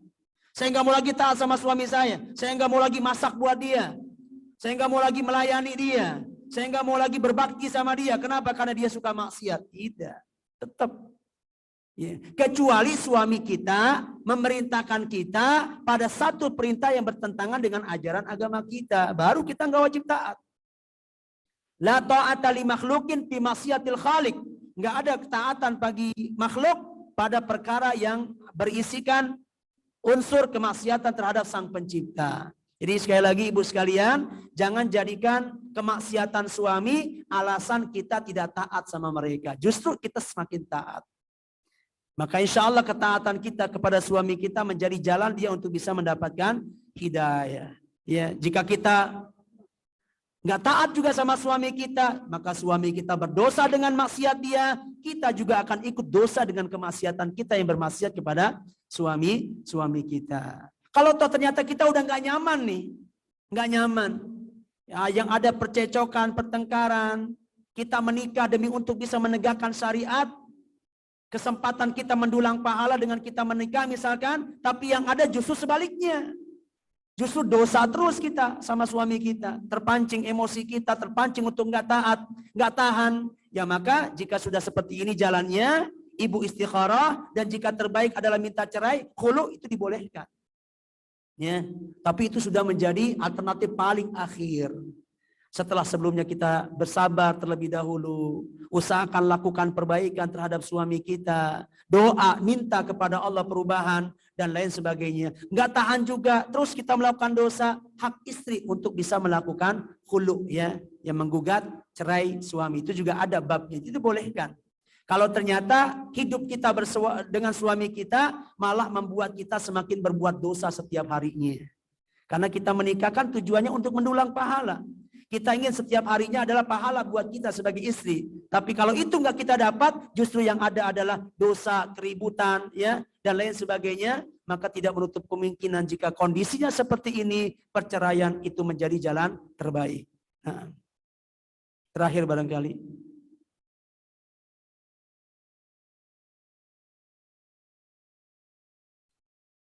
Ya, jika di seorang wanita seorang diri di rumah, apakah boleh tanpa izin siapa-siapa ke masjid untuk sholat tarawih?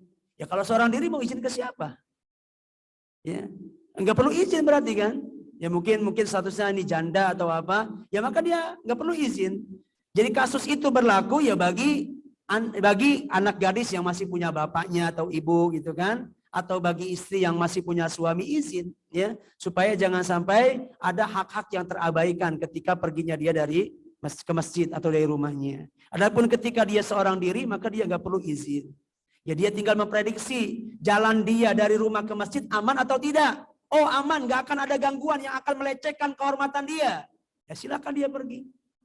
Di masjidnya juga aman, insya Allah, silakan dia pergi. Tapi kalau dalam pertimbangan dia, oh ini kayaknya nggak aman nih. Jadi kalimat nggak aman itu bisa nggak amannya karena gangguan manusia, laki-laki iseng yang suka melecehkan dan menggoda wanita, ya, atau nggak amannya karena cuaca buruk, halilintar yang menyambar, petir yang menyambar, angin puting beliung, ya, kemudian potensi pohon-pohon tumbang, ya, ini juga menjadi potensi yang dengannya kita bisa mencari keputusan untuk tidak berangkat ke masjid. Jika sholat di rumah, bagaimana pahalanya? Apakah sebanding dengan sholat tarawih di masjid? Sebanding bahkan lebih daripada apa yang ibu dapatkan di masjid. Subhanallah. Jadi Islam itu sangat seperti itu memperlakukan wanita. Ibu nggak perlu seperti laki-laki yang untuk mendapatkan keutamaan sholat semalam suntuk harus pergi ke masjid, sholat berjamaah. Kan laki-laki kalau ingin mendapatkan pahala sempurna kayak gitu tuh. Sholatnya harus ke masjid, dia harus keluar rumah, melangkahkan kaki, sholat bersama imam sampai selesai, baru mendapatkan pahala semalam seakan-akan dia sholat malam semalam penuh. Tapi untuk wanita, untuk bisa mendapatkan keutamaan itu nggak harus seperti laki-laki. Dia nggak perlu keluar rumah, sholat di rumah sendirian di rumahnya, dia mendapatkan keutamaan seperti yang dilakukan oleh laki-laki, bahkan lebih baik daripada itu. Makanya ketika Nabi katakan, la tamna'u ima Allah ima sajidallah, wahai para suami, wahai para bapak, jangan engkau larang istri-istrimu atau anak gadismu pergi ke masjid untuk sholat berjamaah bersama imam. Wa buyutuhunna khairun lahunna. Akan tetapi rumah-rumah mereka lebih baik untuk menjadi tempat sholat mereka. Kalimat lebih baik itu ya berarti lebih baik dari apa yang dia dapatkan di masjid. Maka ketika ibu nggak bisa berangkat ke masjid, ya jangan merasa, aduh saya hilang dong dari saya pahala 27 derajat. Hilang dong dari saya pahala mendapatkan seakan-akan puasa seakan-akan sholat semalam penuh. Karena Nabi mengatakan barang siapa yang sholat bersama imam sampai selesai, husibalahu qiyamul lailah, akan ditulis untuknya puasa sholat semalam penuh. Luput dari dia, nggak luput bu. Justru ibu mendapatkan yang lebih baik daripada itu dengan ibu sholat di rumah. Makanya sholat di masjid itu alternatif. Alternatif terakhir. Ketika apa? Ketika ibu merasa nggak mampu melakukannya di rumah. Karena malas, nggak mungkin saya lakukan sholat di rumah. Tapi kalau di masjid, pasti saya lakukan. Nah, baru itu pilihan ke masjid. Atau tulul qiyam tadi. Tapi ketika ibu Masya Allah sekalipun di rumah pasti sholat. Sekalipun di rumah pasti bisa mendapatkan tulul qiyam. Ibu bisa pastikan itu, maka dalam kondisi wanita-wanita yang seperti ini, sholat di rumah mereka lebih baik daripada di masjid. Keutamaan-keutamaan di masjid akan didapatkan oleh wanita sekalipun dia sholat di rumah, bahkan lebih baik daripada yang didapatkan di masjid. Wallahu ta'ala a'lam bishawab. Masya Allah, lebih 20 menit dari waktu yang telah disiapkan. Kami mohon maaf, mudah-mudahan bermanfaat. Wassallallahu ala nabiyyina Muhammadin wa ala alihi wa sahbihi wasallam. Subhanakallahumma wa bihamdika asyhadu an la ilaha illa anta astaghfiruka wa atubu ilaik. Wassalamualaikum warahmatullahi wabarakatuh.